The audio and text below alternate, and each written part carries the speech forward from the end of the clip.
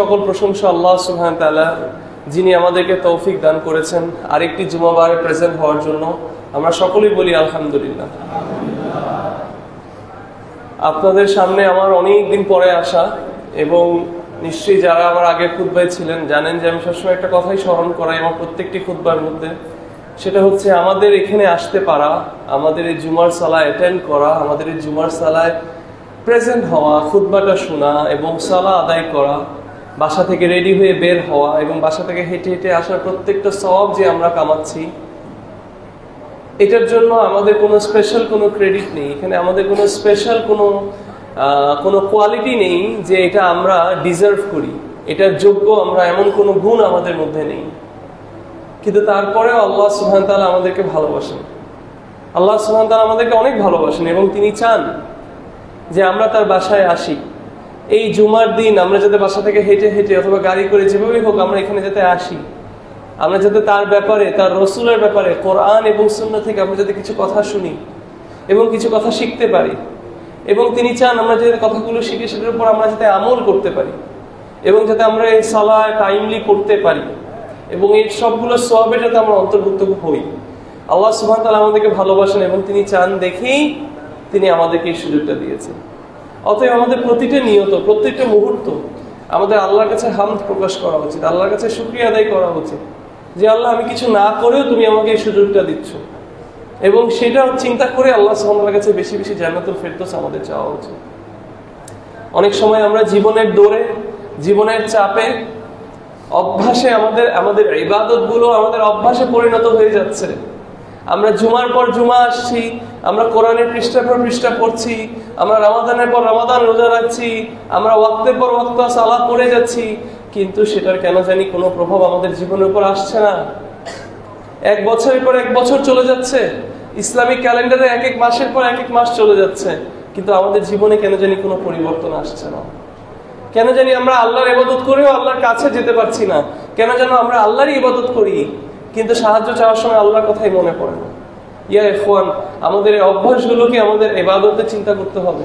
অভ্যাস হয়ে গেলে কিন্তু সমস্যা, অভ্যাসের মতো থাকলে ভালো, কিন্তু ইবাদত যদি অভ্যাসে পরিণত হয়ে যায় তাহলে কিন্তু সমস্যা। তখন ইবাদত আর আল্লাহর সাথে কমিউনিকেশন মনে হবে না, ইবাদত আর আল্লাহর সাথে কথোপকথন মনে হবে না, আমার সালাতগুলো আর মনে হবে না যে আমি আল্লাহ সুবহানাহু ওয়া তাআলার সাথে কথা বলছি। আমার মনে হবে যে এটা আমি জাস্ট একটা ডিউটি পালন করছি। যেমন আমাদের চাকরির জায়গাগুলো হয়ে যায়, আমরা যখন একটা চাকরিতে যাই, প্রথম মাসে আমি যে সার্ভিসটা দিই, আমার যত বছর যায়, যত সময় যায়, আমার সার্ভিসের কোয়ালিটি আস্তে আস্তে ডাউন হতে থাকে। এর মধ্যে যদি আমার স্যালারি ইনক্রিমেন্ট না হয়, আমার বেতনটা যদি একটু না বাড়ে, তাহলে কেন জানি কাজের আগ্রহটা আমরা হারিয়ে ফেলি। এবং প্রতিদিন কেরকম অভ্যাসের মতো শুধু অফিসে যাই, কিন্তু মনটা ঘরেই রেখে যাই অথবা অন্য কোথাও রেখে যাই। তারপর সেই অফিসে বসে বসে স্বপ্ন দেখি যে নতুন কোথাও যাব, নতুন কোথাও চাকরি করব। তারপর যখন নতুন কোনো অফার আসে চাকরি, নতুন অফিসে যখন যাই, তখন একটা নতুন নতুন ভাব লাগে, মজা লাগে, কিন্তু তারপর আবার সেই মজাটা চলে যায়। আল্লাহ সুবহানাহু ওয়া তাআলার সাথে কেন জানি আমাদের সম্পর্কটা এমন হয়ে যাচ্ছে, মনে হচ্ছে আমরা জাস্ট একটা ডিউটি পালন করতে আসছি। না, এটা শুধু একটা ডিউটি না, এটা একটা সুযোগ। এটা আল্লাহ সুবহানাহু ওয়া তাআলার কাছে যাওয়ার একটা সুযোগ। আমরা যাতে সেভাবেই চিন্তা করি, প্রত্যেকটা জুমা যাতে আমাদের সেভাবেই হয়, প্রত্যেকটা জুমার গোসল যাতে আমাদের সেভাবে করে হয়, প্রত্যেকটা জুমার জন্য আতর লাগানোটা যাতে আমাদের সেভাবে করে হয়, পরিষ্কার নতুন জামাটা পরা যাতে আমাদের সেরকম হয়, আমাদের মসজিদে আসাটা যাতে সেরকম হয়, মসজিদে বসাটা যাতে সেরকম হয়, খুতবা শোনাটা যাতে সেরকম হয়, সালাটা আদায় করা যাতে সেরকম হয়। এখন এটা প্রত্যেকটা সুযোগ, প্রত্যেকটা অপরচুনিটি আপনার আল্লাহ সুবহানাহু ওয়া তাআলার কাছে যাওয়ার জন্য। এবং আল্লাহ সুবহানাহু ওয়া তাআলা আমাদেরকে অনেক ভালোবাসেন, এবং ঠিক যেমন এরকম ইবাদতের অনেকগুলো সুযোগ করে দিয়েছেন, ঠিক সেইভাবে আল্লাহ সুবহানাহু ওয়া তাআলা তার ইসলামিক যে ক্যালেন্ডারটা আমাদের আছে, যে চাঁদ দেখে আমরা যে লুনার ক্যালেন্ডারটা ফলো করি, এই যে বিভিন্ন মাস আসছে, রমাদান, যুলহিজ্জা, যুলকাদা, এগুলো যেগুলো আসছে, এটা আল্লাহ সুবহানাহু ওয়া তাআলা আমাদেরকে অনেক ভালোবাসেন, এবং সেই ভালোবাসা থেকে তিনি আমাদেরকে সুযোগ করে দিয়েছেন যে তার 12 মাসের মধ্যে তিনি 4টা মাসকে তিনি হারাম করেছেন। 12 মাসের মধ্যে এই 4টা মাসকে তিনি অনেক গুরুত্ব দিয়েছেন। তার মধ্যে 2টা মাস পর পর, সরি 2টা না 3টা মাস পর পর, যুলহিজ্জা, যুলকাদা, যুলহিজ্জা আগে চলে গিয়েছে, আরেকটা হচ্ছে এখন মুহররম, এবং আরেকটা হচ্ছে রজব মাস, যেটা শুধু একা একটা মাস। আল্লাহ সুবহানাহু ওয়া তাআলা কোরআনের মধ্যে কথাটা স্পষ্ট করে বলে দিয়েছেন যে আসমান এবং জমিনের সৃষ্টির সময় থেকে আল্লাহ সুবহানাহু ওয়া তাআলার কাছে 12টা মাস নির্ধারিত ছিল। সূরা আত-তাওবার মধ্যে আল্লাহ সুবহানাহু ওয়া তাআলা বলছেন, এবং তার মধ্যে আল্লাহ সুবহানাহু ওয়া তাআলা 4টি মাসকে আল্লাহ চুজ করেছেন। সেই 4টি মাসের মধ্যে গত মাস ছিল একটি মাস, যেটা হচ্ছে স্পেশাল এই মাসটাই হারাম মাস। এবং কত সুন্দর বিষয়টা দেখেন, বছর শেষ হয়েছে, আরবি ক্যালেন্ডারের বছর শেষ হয়েছে একটা হারাম মাস দিয়ে, এবং বছরটা শুরু হচ্ছে আরেকটি হারাম মাস দিয়ে। এবং এই মাসটি হচ্ছে মুহররম। এবং মুহররম মাস হচ্ছে এমন একটি মাস যেটা আল্লাহর কাছে অনেক স্পেশাল, আল্লাহর কাছে এই মাসের গুরুত্ব অনেক বেশি। এবং সেই জন্য হাদিসের ভাষায় বলা হয়েছে মুহররম আল্লাহর মাস, শাহরুল্লাহ। চিন্তা করে দেখেন বিষয়টা, জাস্ট উদাহরণ দিয়ে বোঝার জন্য আমি আপনাকে বলছি। যখন আমি কোনো কিছুকে, যখন কোনো গুরুত্বপূর্ণ কেউ অথবা কোনো ইম্পর্টেন্ট কোনো ব্যক্তিত্ব তার নিজের সাথে কোনো কিছুকে অ্যাটাচ করে, তখন কি অটোমেটিক সেটার দাম বেড়ে যায় না? একটা উদাহরণ দিই আমি আপনাদেরকে, যদিও খুব ভালো উদাহরণ না এটা, বাট বাস্তবতা। অনেক দেশের অনেক কাফের মুশরিকরা এখন অনেক বড় বড় সেলিব্রিটি আমাদের সমাজে। তো তারা মাঠের মধ্যে খেলাধুলা করে, তাদের গায়ের ঘাম তাদের ওই গেঞ্জির মধ্যে লেগে থাকে, তাদের কাপড়ের মধ্যে লেগে থাকে। তারপর তারা যখন খেলাটা শেষ করে, তারা যখন তাদের পোশাকটা খুলে রাখে, সেই পোশাকটা নেওয়ার জন্য মানুষ দৌড়াদৌড়ি করে। কেন? কারণ সেই ব্যক্তিত্বটা যে তার কাছে অনেক গুরুত্বপূর্ণ, তার গায়ে ঘাম লাগা ওই গেঞ্জিটাও তার কাছে এখন মূল্যবান হয়ে যায়। কিন্তু আপনাকে এখন মনে করেন আমি খুতবা শেষ করলাম গরমের মধ্যে, ধরেন ফর এক্সাম্পল আমার জুব্বা যদি চ্যাপচাপা ভিজা হয়ে যায়, আমি আপনাকে দিলে কয়জন নিবে? অথবা এটার মূল্য কতটুকু হবে? অথচ আমি দেখেছি 50 লক্ষ টাকা, 1 কোটি টাকা, 2 কোটি টাকাও এরকম দামাদামি করা হয়েছে এরকম কিছু ঘাম মাখা কিছু ব্যক্তিত্বদের পোশাক। উদাহরণটা আমি কেন দিলাম? উদাহরণটা এটার জন্যই দিলাম যে আপনার কাছে যেই গুরুত্বপূর্ণ তার সাথে কোনো কিছু যখন অ্যাটাচ হয়, তখন সেই জিনিসটার গুরুত্ব আপনার কাছে বেড়ে যায়। এখন আমরা মুসলিম হিসাবে আমাদের কাছে সবচেয়ে গুরুত্বপূর্ণ, আমাদের সারাক্ষণ যেটা চিন্তার বিষয়, আমাদের সারাক্ষণ যাকে খুশি করার নিয়ে আমরা ব্যস্ত, সেটা হচ্ছে আল্লাহ সুবহানাহু ওয়া তাআলা, যিনি আমাদেরকে খাওয়ান, যিনি আমাদেরকে পড়ান, যার ইবাদত আমরা করি, বিপদের সময় যাকে আমরা ডাকি, সুখের সময় যার হামদ আমরা প্রকাশ করি। আমাদের কষ্ট যে জানুক না জানুক তিনি জানেন। এই আল্লাহ সুবহানাহু ওয়া তাআলার কাছে যে জিনিস গুরুত্বপূর্ণ সেটা আমাদের কাছে গুরুত্বপূর্ণ হতে হবে। কিন্তু কষ্টের বিষয় হচ্ছে আমরা মুসলিমরা আসলে ইসলাম থেকে এখন এত দূরে যে আপনি পৃথিবীর এরকম কাউকে এখন পাবেন না, পৃথিবীর এরকম কোনো মুসলিমকে পাবেন না যাকে আপনি যদি জিজ্ঞেস করেন যে নতুন বছর কোন মাস দিয়ে শুরু হয়, সে আপনাকে এক শব্দে বলে দিতে পারবে জানুয়ারি। এক শব্দে আপনাকে বলে দিবে জানুয়ারি। যদিও এটা আমাদের ক্যালেন্ডার না, যদিও এটা আমাদের গর্বের কোনো কিছু না, কিন্তু এটা আমাদের মুখস্থ। জানুয়ারি মাস নতুন বছরের মাস, জানুয়ারি মাস দিয়ে নতুন বছর শুরু হয়। এবং কিছু মুসলিমরা, আমরা, এটা দুঃখের বিষয় যে আমরা কিছু মুসলিমরা ওয়েস্টের কিছু সেলিব্রেশন আমাদের কাছে অ্যাডপ্ট করে নিয়েছি। নিউ ইয়ার সেলিব্রেশন আমাদের কাছে খুবই পছন্দের, নতুন বছরের সেলিব্রেশন আমাদের কাছে খুবই পছন্দের, 31st নাইট আমাদের কাছে খুবই পছন্দের এবং খুবই আনন্দের একটি সময়। এবং সেই ডিসকাশনে যদি নাও যাই, কিন্তু একজন মুসলিম হিসাবে আমাদের মুসলিমদের যে ক্যালেন্ডারটা আছে সেটা শুরু কোন মাসটা দিয়ে, সেটা আমরা আজকে বলতে গেলে বেশিরভাগ মুসলিমরা জানি না। তারপরেও আল্লাহ সুবহানাহু ওয়া তাআলা আমাদেরকে তৌফিক দান করেছেন সেই অল্প সংখ্যক মুসলিমের মধ্যে হওয়ার, যারা এই মাসটার ব্যাপারে জানতে পারবে, এই খুতবায় বসবে, একটু কিছু হলেও শিখবে এবং এই মাসটাকে কাজে লাগাতে পারবে। সবসময় আমি ব্যবসার উদাহরণ দিই। ব্যবসার কিছু মাস থাকে, যেমন ঈদের সময়, কোরবানির সময়, এগুলো হচ্ছে কিছু সময়, ব্যবসার সময়। সেই সময় যদি কোনো একটা শহরের মাঝখানের কোনো একটা মার্কেটের কোনো দোকানদার যদি দোকান বন্ধ করে ঘরে ঘুমিয়ে থাকে, তাহলে কি আমরা তাকে বলবো না যে সে একজন বোকা? কারণ সে ব্যবসার সময় ব্যবসা না করে ঘরে ঘুমাচ্ছে। ঠিক সেম ভাবে আমরা মুসলিমরা বোকা যে আমরা ভালো সময়কে আমরা কাজে লাগাচ্ছি। আল্লাহ রাসূলুল্লাহ সাল্লাল্লাহু আলাইহি ওয়াসাল্লাম কি বলছেন? মুহররম, আল মুহররম হচ্ছে কি? শাহরুল্লাহ। এবং রাসূলুল্লাহ সাল্লাল্লাহু আলাইহি ওয়াসাল্লাম একটা হাদিসে বলছেন আফদালুস সিয়ামু বা'দা রমাদান শাহরুল্লাহি আল মুহাররম। বলছে শ্রেষ্ঠ রোজা রমাদান মাস ছাড়া শ্রেষ্ঠ রোজা হচ্ছে মুহাররম মাসে, যেটা আল্লাহর মাস। এবং একটা কানেকশন এখানের মধ্যে দেখেন, রাসূলুল্লাহ সাল্লাল্লাহু আলাইহি সাল্লাম বলছেন যে মুহাররম হচ্ছে আল মুহাররম কি শাহরুল্লাহ, আল্লাহর মাস। এবং মুহাররমের মধ্যে কোন ইবাদতের ব্যাপারে বেশি কথা বলা হচ্ছে? রোজার ব্যাপারে বেশি কথা বলা হচ্ছে। আমরা কি রমাদানে এই হাদিসটা বারবার শুনিনি যে আল্লাহ সুবহানাহু ওয়া তাআলা বারবার আমাদেরকে মনে করাচ্ছেন, রাসূলুল্লাহ সাল্লাল্লাহু আলাইহি ওয়াসাল্লাম আমাদেরকে বারবার বলছেন যে কি রোজার সওয়াব শুধু আল্লাহর কাছে। এই হাদিসটা আপনারা শুনেছেন না, যে বান্দা অন্য সব ইবাদত করে নিজের জন্য, কিন্তু রমাদান এই যে রোজা যে রাখে সেটা সে আমার জন্য করছে। এরকম একটা হাদিস কি আমরা বারবার শুনেছি না? এটার অর্থটা কি বলছি? আমরা সব ইবাদতই আল্লাহর জন্য করি, বাট বিষয়টা হচ্ছে অন্য সব ইবাদতের মধ্যে মানুষকে দেখানোর একটা এলিমেন্ট থাকে, মানুষকে দেখানোর একটা সুযোগ থাকে। কিন্তু রোজার বিষয়টা এমন একটা বিষয়, এটা একান্তভাবে আপনার এবং আল্লাহর মধ্যে। আপনি যদি 10 জনকে বলেন আমি রোজা রেখেছি, এবং আপনি অজু করতে গিয়ে এক চুমুক পানি খেয়ে ফেলেন, পৃথিবীর কেউ নাই আপনাকে ধরতে পারবে। অতএব এটা শুধুমাত্র আপনার এবং আল্লাহর মধ্যে, তাই না? এই জন্য বলা হচ্ছে এটা আল্লাহর কাছে স্পেশাল, এটা আল্লাহর জন্য শুধু। এভাবে করে আলাদা করে ইবাদতটাকে আলাদা করা হচ্ছে। মুহররম মাসকে আলাদা করা হলো কি এটা আল্লাহর মাস। তাহলে আহলুল ইলমরা আলেমরা কি বলছেন? এটা কারণ এটা হতে পারে যে এখানে রমাদানের কথা, এখানে রোজার কথা বলা হচ্ছে, এবং রোজা মানুষ রাখে শুধু আল্লাহ সুবহানাহু ওয়া তাআলার জন্য। অতএব এখন আমাদের মনে রাখতে হবে এই মাসটা একটা সুন্দর সুযোগ আমাদের জন্য রোজা রাখার।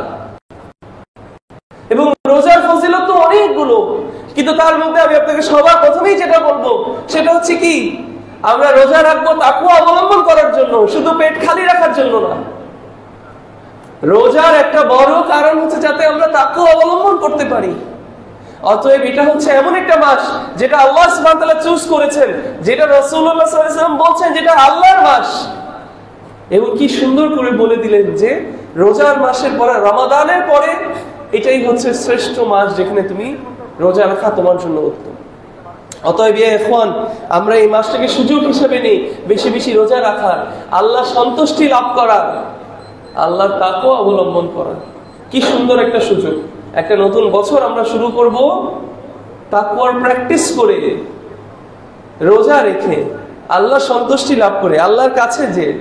এবং শুধু তা না, যেহেতু এটা একটা হারাম মাস, অতএব আমাদের এই মাসের মধ্যে চেষ্টা করতে হবে যত বেশি আমরা গুনাহ থেকে দূরে থাকতে পারি। তার মানে কি শুধু এই মাসে, অন্য মাসগুলোতে না? অবশ্যই অন্য মাসগুলোতে, বাট এই মাসগুলোতে, এই হারাম মাসগুলোতে আমরা একটা এক্সট্রা এমফেসিস দিব।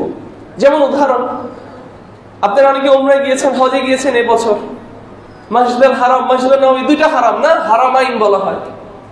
তাহলে এই দুইটা হারামের মধ্যে এমনি কি গুনাহ পৃথিবীর যে কোনো জায়গায় করা যায় না, কিন্তু এই দুই জায়গায় গুনাহ করার ব্যাপারে আরো বেশি নিষেধাজ্ঞা এসেছে, আরো সিরিয়াস ওয়ার্নিং এসেছে। কেন? কারণ এটা একটা সিক্রেট জায়গা, এটা একটা ইম্পর্টেন্ট জায়গা। হারাম ঘোষণা করা হয়েছে এই জায়গাগুলোকে, এই বাউন্ডারিগুলোকে। তো স্বাভাবিকভাবে এই মাসগুলো সেরকম গুরুত্বপূর্ণ। অতএব আমাদের মনে রাখতে হবে যে শুধু রোজা রাখাই বিষয় না, কিন্তু আমাদের ছোট থেকে ছোট কাজে আমাদের জিহ্বা কন্ট্রোল করা। আমরা কি সুদে লিপ্ত হয়ে যাচ্ছি নাকি না? আমরা কি হারাম ইনকামে লিপ্ত হয়ে যাচ্ছি নাকি না? আমি বাজে কথায় লিপ্ত হয়ে যাচ্ছি নাকি না? আমি মানুষকে কথা দিয়ে কষ্ট দিচ্ছি নাকি না? আমি রোজা রাখলাম, পুরো মাস ধরে আমি রোজা রাখলাম, কিন্তু সারা মাস আমি মানুষকে কষ্ট দিলাম, সারা মাস আমি মানুষকে, আমার মুখ থেকে শুধু তারা কঠিন কথা শুনলো, খারাপ কথা শুনলো, আমি মিথ্যে কথা বললাম, আমি গীবত করলাম। এখন তাহলে আমরা এই মাসের ভালো সুযোগ নিতে পারবো না। এবং এই মাসের মধ্যে একটা দিন আছে, এই মাসের মধ্যে একটা দিন আছে যেটার গুরুত্বকে বারবার মেনশন করা হয়েছে, এবং যেটার গুরুত্ব আমাদের কাছে অনেক বেশি, এবং সেটা হচ্ছে এই আল মুহাররম মাসের 10 তারিখ, যেটাকে বলা হয় আশুরা। এই 10 তারিখ হচ্ছে আশুরা, এবং এই দিনটা আমাদের কাছে অনেক গুরুত্বপূর্ণ। এবং এই দিনটা শুধু আমাদের কাছে গুরুত্বপূর্ণ না, এই দিনটা ইহুদি নাসারাও গুরুত্ব দিয়েছে। শুধু ইহুদি নাসারাও গুরুত্ব দেননি, মক্কার কুরাইশরাও এই দিনে রোজা রাখতেন। এবং আহলুল ইলমরা বলছেন যে রাসূলুল্লাহ সাল্লাল্লাহু আলাইহি ওয়াসাল্লাম নবী হওয়ার আগে তিনিও এই দিনে রোজা রাখতেন, এবং মক্কার কুরাইশরাও এই দিনে রোজা রাখতেন। অতএব বোঝা যাচ্ছে যে এই দিনটার মধ্যে ইব্রাহিম আলাইহিস সালাম, ইসমাঈল আলাইহিস সালামও গুরুত্ব দিয়েছেন এই দিনকে।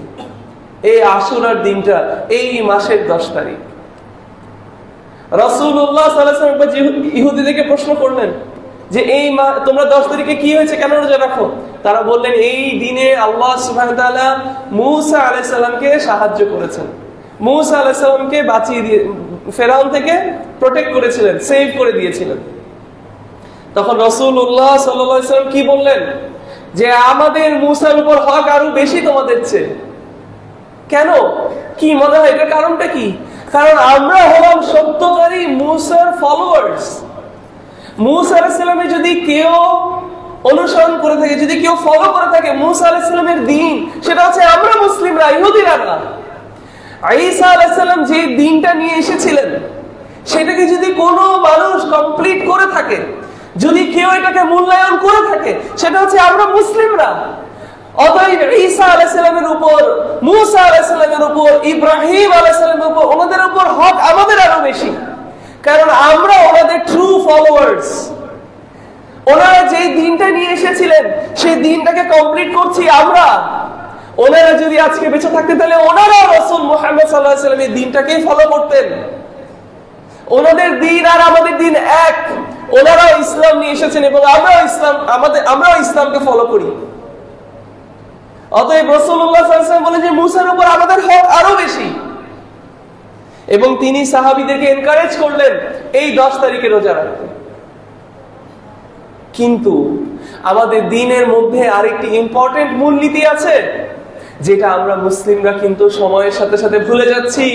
প্রত্যেক বছর, প্রত্যেক মাসে, প্রত্যেক টপিকে এটা আমাদের মনে করাতে হয় নিজেদেরকে। দুঃখের বিষয় আমরা সেটাকে ভুলে যাচ্ছি। আমাদের দ্বীনের একটা বড় নীতি হচ্ছে আমরা মুশরিকদের অনুকরণ করি না, আমরা অমুসলিমদের কালচারকে অনুকরণ করি না, আমরা এমন কোনো কিছুকে ফলো করি না যেটা অমুসলিমদের পরিচয়ের বিষয় থাকে। এটা ড্রেস কোড থেকে শুরু করে, এটা কোনো অভ্যাসগত কোনো কিছু থেকে শুরু করে, ইবাদত বিষয় তো আরো না, কিন্তু কোনো কালচারাল বিষয়ও ইসলাম এটাকে এনকারেজ করে না যে আপনি এমন কোনো কিছু গ্রহণ করবেন যেটা একান্তভাবে অমুসলিমদের প্র্যাকটিস। যার কারণে অনেকে বলেন যে আপনারা আলেমরা কেন এত বেশি নিউ ইয়ার নিয়ে, বার্থডে নিয়ে, তারপর আপনারা এই যে 40 নিয়ে, এগুলো নিয়ে কেন আপনারা এত কথা বলেন, অথবা কেন আপনারা এটাকে পছন্দ করেন না? কারণ এটা আমাদের মুসলিম হিসাবে, এটা আমাদের নীতি, এটা আমাদের মুসলিম হিসাবে নীতি, এটা আমাদের একটা প্রিন্সিপাল, এবং এটা আমাদের জীবনের একটা ইম্পর্টেন্ট প্রিন্সিপাল। যেদিন থেকে আমরা লা ইলাহা ইল্লাল্লাহর অন্তর্ভুক্ত হয়েছি, সেটা কি? সেটা হচ্ছে আমরা অমুসলিমদের কালচারকে, আমরা অমুসলিমদের প্র্যাকটিসকে, এবং এটা যদি রিলিজিয়াস কালচার হয় তাহলে আমরা সেটাকে একসেপ্ট করব না। একজন বড় শেখ, ওনাকে একবার প্রশ্ন করা হয়েছিলেন, একজন আলেম, ওনাকে প্রশ্ন করা হয়েছিলেন যে এই যে 40 করা হয় আমাদের দেশগুলোতে, এটা কি রাসূলুল্লাহ সাল্লাল্লাহু আলাইহি ওয়াসাল্লামের, এটা কি সুন্নাহ? তখন বলেছে জি, অবশ্যই এটা সুন্নাহ, অবশ্যই এটা সুন্নাহ। আপনি অবাক হচ্ছেন শুনে, অবশ্যই এটা সুন্নাহ, কিন্তু কার সুন্নাহ? রাসূল মুহাম্মদ সাল্লাল্লাহু আলাইহি ওয়াসাল্লামের সুন্নাহ না, এটা ছিল ফিরআউনের সুন্নাহ। 40 পালন করা ছিল ফিরআউনের সুন্নাহ। অতএব আপনি নিশ্চয়ই সুন্নাহকে আঁকড়ে ধরেছেন, কিন্তু রাসূল মুহাম্মদ সাল্লাল্লাহু আলাইহি ওয়াসাল্লামের সুন্নাহকে আপনি আগলে ধরেননি, আপনি ফিরআউনের সুন্নাহকে আগলিয়ে ধরেছেন। তাহলে এবার বিষয়টা আপনার। আপনি যদি চান ফিরআউনের সুন্নাহ পালন করতে করেন, আপনি কোনো সমস্যা নেই। কিন্তু আপনি যদি চান রাসূলুল্লাহ সাল্লাল্লাহু আলাইহি ওয়াসাল্লামের সুন্নাহকে আপনি পালন করবেন, তাহলে আপনি দেখেন, আপনি হাদিসের দিকে তাকান, আপনি সিরাতের দিকে তাকান, রাসূলুল্লাহ সাল্লাল্লাহু আলাইহি ওয়াসাল্লাম কিভাবে কেউ মারা গেলে কি করেছেন না করেছেন, রাসূলুল্লাহ সাল্লাল্লাহু আলাইহি ওয়াসাল্লাম পৃথিবী থেকে চলে যাওয়ার পরে সাহাবীরা কি করেছেন, সাহাবীরা যখন পৃথিবী থেকে চলে গেছেন ওনার ফলোয়ার্স, ওনার পরিবারবাসীরা কি করেছেন, আমরা সেটার দিকে তাকাই। তাহলে এই কথাটা মুহররম মাসের সাথে কিভাবে আসলো? এই আশুরা যেহেতু 10 তারিখে ইহুদিরাও রোজা রাখে, এমনকি বলা হয় যে খ্রিস্টানরাও ফাস্ট করে, রোজা রাখে, অতএব রাসূলুল্লাহ সাল্লাল্লাহু আলাইহি ওয়াসাল্লাম আমাদেরকে একটা নীতি শিখিয়ে দিয়েছেন তাদের থেকে ডিফারেন্ট হওয়ার জন্য। সেটা কি? তাহলে সুন্নাহ হচ্ছে যে 10 তারিখে যদি আশুরা হয় তাহলে আমরা 10 তারিখে রোজা রাখবো, তার সাথে আমরা 9 তারিখেও রোজা রাখার চেষ্টা করব। কেন? ইহুদি নাসারা থেকে একটু ডিফারেন্ট হওয়ার জন্য। এবং শুধু 9 তারিখে রাখতে হবে যেমন কোনো কথা না, আপনি হতে পারে 10 তারিখেও রাখলেন এবং 11 তারিখেও রাখলেন, এটা আপনার উপর। কিন্তু চেষ্টা করব আমরা যাতে একটু ভিন্ন হতে পারি। তারপরেও ন্যূনতম যদি কারো রাখতে হয়, অন্তত আমরা চেষ্টা করবো 10 তারিখেও যাতে আমরা রোজাটা রাখি। আমি আমার খুতবার সেকেন্ড পার্টে আশুরা নিয়ে আরেকটা ডিসকাশন দিয়ে আমি আমার খুতবাকে এন্ড করবো। আকুলু কাউলি হাযা ওয়া আস্তাগফিরুল্লাহ ওয়া লাকুম।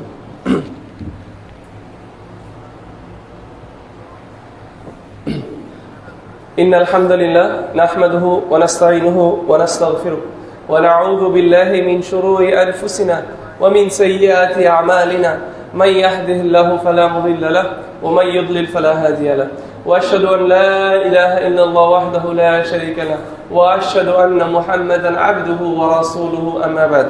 আল্লাহুম্মা সাল্লি আলা মুহাম্মাদ ওয়া আলা আলি মুহাম্মাদ কামা সাল্লাইতা আলা ইব্রাহিম ওয়া আলা আলি ইব্রাহিম إنك حميد مجيد. اللهم بارك على محمد وعلى آل محمد كما باركت على إبراهيم وعلى آل إبراهيم إنك حميد مجيد. এই মুহররম মাসের যে 10 তারিখের কথাটা বললাম যে আশুরা, এই আশুরা নিয়ে আমাদের সমাজের মধ্যে দুই পক্ষ দুই ধরনের কারাকারি শুরু করেছে এবং এই দুটোটা পক্ষেরই আমাদের ইসলামের সাথে কোনো সম্পর্ক নেই। অনেক সময় অনেকে এটা দেখে মনে করে যে এটা মনে হয় ইসলামের কোনো কিছু একটা, এবং এটা মনে করার কারণ হচ্ছে আমরা মুসলিম হিসাবে আমরা ইলম থেকে এত দূরে, আমরা ইলম অর্জন করা থেকে এতটাই দূরে যে আমরা ইলম অর্জন করাকে শুধু আলেম ওলেমাদের জন্য রেখে দিয়েছি, শুধু মাদ্রাসা ছাত্রদের জন্য রেখে দিয়েছি, কিন্তু নিজেরা মুসলিম হিসাবে মনে করি যে ইলম অর্জন করা অত বেশি জরুরি না। যার কারণে একটা সমাজ তৈরি হয়েছে যে সমাজের মধ্যে ইলম থেকে একটা বড় গ্যাপ সৃষ্টি হয়েছে, এবং ইলম থেকে একটা বড় গ্যাপ সৃষ্টি হয়েছে মানেই হচ্ছে তারা আলেমদের থেকে সেপারেটেড, তারা আলেমদের সাথে তাদের ভালো কানেকশন নেই। যেহেতু আলেমদের সাথে বড় কানেকশন নেই, অতএব তারা কিসের থেকে বিচ্যুত হয়ে আছে, কিসের থেকে তারা ছুটে আছে, তারা ওয়াহির সাথে তারা কানেক্টেড না। ওয়াহি বলতে কি? কোরআন এবং সুন্নাহ। তারা কোরআন এবং সুন্নাহর সাথে কানেক্টেড না। এই দিন আর ইসলামের এই যে মুহররমের বিষয়, রমাদানের বিষয়, হজের বিষয়, রোজার বিষয়, যাকাতের বিষয়, সবগুলো বিষয় আমাদের খুব স্পষ্ট করে দিয়েছেন আল্লাহ সুবহানাহু ওয়া তাআলা তার কোরআন এবং তার হাদিসের মধ্যে। বাট যেহেতু আমরা ইলমের মধ্যে নেই, আমরা জাহিলিয়াতের মধ্যে আছি, অতএব আমরা আলেমদের সাথে টাচে নেই। যেহেতু আমরা আলেমদের সাথে টাচে নেই, অতএব আমরা ওয়াহির সাথে ডিসকানেক্টেড, এবং ওয়াহিকে কোরআন এবং সুন্নাহর মধ্যে বারবার আলোর সাথে তুলনা করা হয়েছে, নূরের সাথে তুলনা করা হয়েছে। যেহেতু আমরা নূরের সাথে কানেক্টেড নেই, নূরের অপোজিটই হচ্ছে অন্ধকার, আধার, কালো, অন্ধকার, এবং আমরা একটা অন্ধকার সমাজের মধ্যে আছি। যার কারণে ধর্মের নামে কোনো কিছু করলেই আমরা সেটাকে মনে করে ফেলি এটা মনে হয় ধর্মেরই একটা পার্ট। এবং এই আশুরাকে ফোকাস রেখে দুইটা এক্সট্রিম আছে আমাদের সমাজের মধ্যে। একটি এক্সট্রিম আছে, তারা এই দিনটাকে একটা কষ্টের দিন বানিয়ে নিয়েছে, এই দিনটাকে একটা কান্নার দিন বানিয়ে নিয়েছে, এই দিনটাকে শোক পালন করার একটা দিন বানিয়ে নিয়েছে। এবং এটা কেন করেছেন তারা? কারণ তারা বলেন এই দিনে হোসেন রাদিয়াল্লাহু আনহু, আলী ইবনে আবি তালিব রাদিয়াল্লাহু আনহুর সন্তান ছেলে তার হোসেন, ওনাকে নাকি মেরে ফেলা হয়েছিল, এবং তারা ওনার মৃত্যুবার্ষিকী এদিন পালন করেন। এবং এই গ্রুপটা হচ্ছে কারা?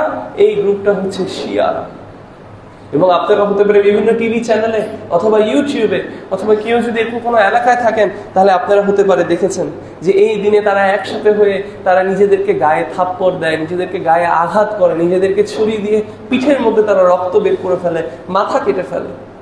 ওয়াল্লাহি এটার সাথে ইসলামের কোনো সম্পর্ক নেই, এটার সাথে ইসলামের কোনো সম্পর্ক নেই।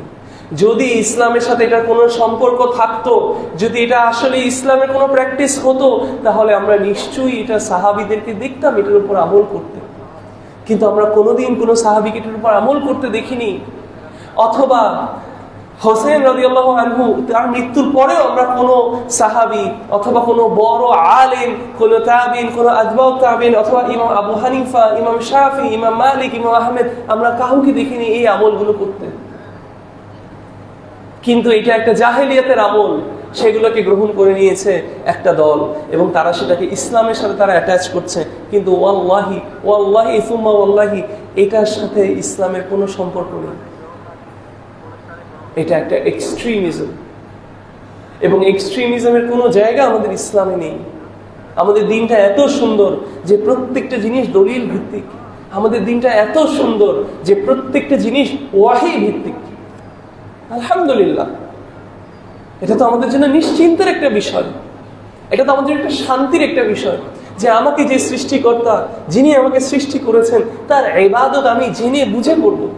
তাকে খুশি করার জন্য আমি যাই করবো না কেন সেটা দলিল ভিত্তিক করবো। এটা তো একটা সুন্দর জিনিস, এটা তো একটা গুছানো বিষয়।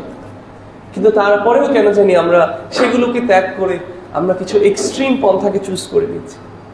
আরেকটি দল আছে, আরেকটি এক্সট্রিম আছে আমাদের সমাজের মধ্যে, যারা এই আশুরাকে করে নিয়েছে মজা তামাশা করার একটা দিন, গরু মাংস রান্না করার একটা দিন, চালের রুটি রান্না করার একটা দিন, জর্দা রান্না করার একটা দিন, মিষ্টি বানানোর একটা দিন, ঘরে ঘরে খাওয়া পাঠানোর একটা দিন।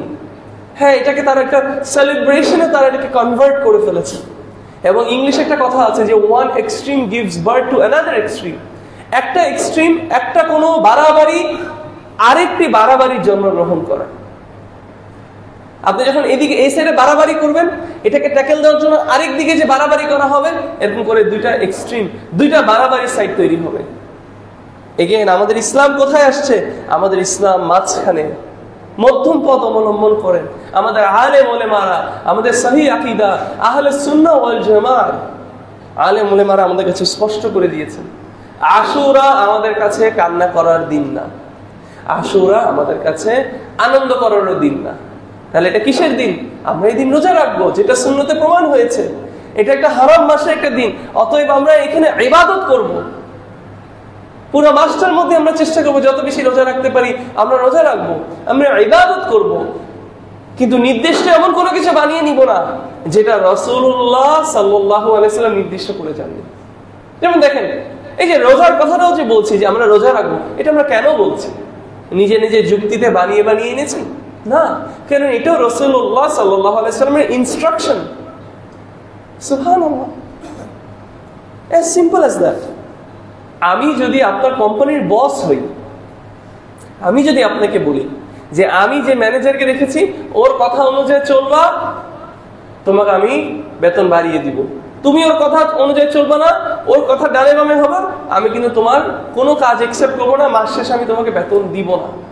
আমরা কিন্তু এই কথাটাকে খুব সুন্দর করে গ্রহণ করে নিব, একদম ডায়েরিতে লিখে নিব, যা করি না কেন কোনোদিন ম্যানেজারের অমান্য হব না। কিন্তু আমরা কেন জানি, মুসলিমরাই দুনিয়ার বিষয়ে এই বিষয়গুলো এত ভালোভাবে বুঝি, এত সুন্দর করে বুঝি, কিন্তু কেন আমরা আমাদের পরজীবনের বিষয়, যেটা আমাদের ইটারনাল, যেটা আমাদের সারা জীবনের একটা জীবনের বিষয়, ওখানে কোনো শেষ নেই, না হলে জান্নাত না হলে জাহান্নাম, এবং এত সুন্দর এত সহজ, তাও কেন জানি আমরা জিদ দেখাই। আমরা আমাদের অহংকারকে ছাড়তে পারছি না। আমরা কেন জানি বানোয়ার জিনিসগুলোকে কবুল করে নিচ্ছি, সাহি জিনিসগুলোকে আমরা কবুল করছি না, অথেন্টিক জিনিসগুলোকে আমরা কবুল করছি না। তর্ক আপনার কার সাথে, ঝগড়া আপনার কার সাথে? এটা তো আপনারই ইবাদত। জান্নাতটা তো পেলে আপনিই পাবেন। আমার আল্লাহ, এটা কি আপনার আল্লাহ না? তিনি আমার রব, রাসূলুল্লাহ সাল্লাল্লাহু আলাইহি ওয়াসাল্লাম আমার নবী, আপনার নবী না? আপনি কি ওনাকে ফলো করতে চান না? তাহলে আসুন আমরা নিজেদের জীবনের এই নীতিটাকে তৈরি করি যে আমরা সবকিছুকে কোরআন সুন্নাহ অনুযায়ী করব। আমরা আল্লাহর সন্তুষ্টি লাভ করার জন্য জীবনটাকে সেভাবে করেই গুছাবো, যেভাবে গুছালে আমরা একান্তভাবেই আল্লাহ সন্তুষ্টি লাভ করতে পারবো।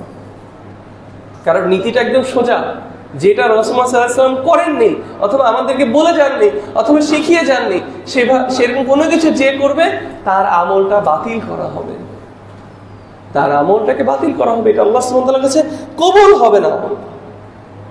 তাহলে আসুন এই কথাগুলোর উপর আমরা আমল করার চেষ্টা করি। এবং আমি আমার খুতবাটা শেষ করব লাস্ট এই কথাটাই বলে, যে সূরা আসরে আল্লাহ সুবহানাহু ওয়া তাআলা বলছেন ওয়াল আসর, আল্লাহ সময় শপথ খেয়ে বলছেন ইন্নাল ইনসানা লাফি খুসর, প্রত্যেকটা মানব জাতি লুজার, ধ্বংসের দিকে আছে, লুজার, একদম শেষ, গন কেস যেভাবে আমরা বলি। তাহলে আল্লাহ সময় শপথ খেয়ে বলছেন ইল্লাল্লাযীনা আমানু ওয়া আমিলুস সালিহাত ওয়া তাওয়াসাউ বিল হাক্কি ওয়া তাওয়াসাউ বিস সাবর, শুধু সেই ছাড়া যে ঈমান আনলো এবং সেটার উপর আমল করলো এবং মানুষকে ভালোর দিকে ডাকলো এবং মানুষকে ধৈর্যের দিকে ডাকলো। এবং ঈমান আনার জন্য এবং আমল করার জন্য আপনার ইলম লাগবে। অতএব এখন এবং এই সূরার প্রথমেই আল্লাহ সুবহানাহু ওয়া তাআলা সময়ের শপথ খেয়ে বলছেন আমাদেরকে সময়ের গুরুত্ব দেখানোর জন্য। এই মাস কিন্তু অলরেডি শুরু হয়ে গেছে, আশা করি আপনারা সবাই জানেন। যদি কেউ না জেনে থাকেন এখন জানলেন। আসেন আমরা কাজে লাগাই এই মাসটাকে, আসেন আমরা এই মুহররম মাসটাকে কাজে লাগাই। আসেন আমরা এই আশুরার 10 তারিখটাকে আমরা এই মাসের 10 তারিখ যেটাকে আশুরা বলেছি এটাকে আমরা কাজে লাগাই। আসেন তার আগের দিন আমরা রোজা রাখি অথবা তার পরের দিন আমরা রোজা রাখি এবং এই মাসের অন্য দিনগুলোতে রোজা রাখি। 13, 14, 15 তারিখে আমরা রোজা রাখি, সোমবার বৃহস্পতিবার আমরা রোজা রাখি। আসেন আসেন এই সুযোগকে আমরা কাজে লাগাই। হতে পারে এই মাসটাই আপনার জীবনের আপনার হায়াতের শেষ মাস, হতে পারে এই মাসেই আপনি এই পৃথিবী থেকে বিদায় জানাবেন। এরকম কতজন আছে গত জুমাবারেও এখানে ছিল আমাদের সাথে, কিন্তু আজকে নেই। অতএব আমরা যাতে মনে না করি যে আমার জীবন এখন অনেক লম্বা আছে, ইনশাল্লাহ আমি পরে দেখে নিব, এখন আমি দুনিয়ার পিছনে দৌড়াই। আমি আল্লাহর কাছে দোয়া করছি যাতে এই কথাগুলো আল্লাহ সুবহানাহু ওয়া তাআলা কবুল করেন।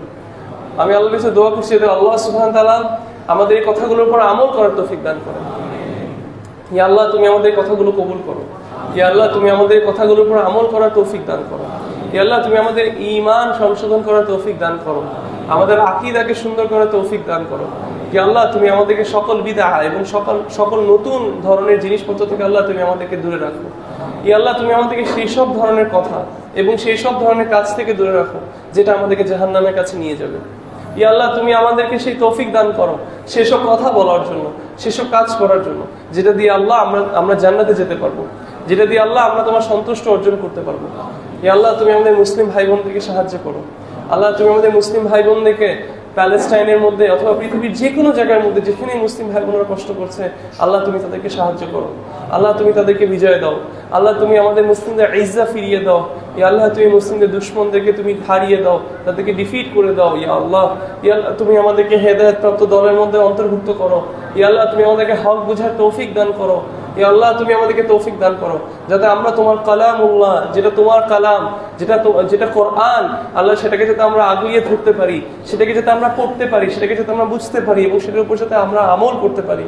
ইয়া আল্লাহ তুমি আমাদেরকে তৌফিক দান করো যাতে আমরা তোমার রাসূলুল্লাহ সাল্লাল্লাহু আলাইহি সাল্লাম, তোমার নবী রাসূলুল্লাহ সাল্লাল্লাহু আলাইহি সাল্লামের যাতে আমরা সুন্নাহকে আল্লাহ আগলিয়ে ধরতে পারি এবং আমাদের জীবনকে সেভাবে সাজাতে পারি। আল্লাহ তুমি আমাদের ভুলগুলোর জন্য আমাদেরকে ক্ষমা করো, আমাদের ভুল কথাগুলোর জন্য তুমি আমাদের ক্ষমা করো এবং তুমি আমাদের আমলগুলো কবুল করো। আকুলু কাওলি হাযা ওয়াস্তাগফিরুল্লাহ ওয়া লাকুম। আকিমুস সালাত।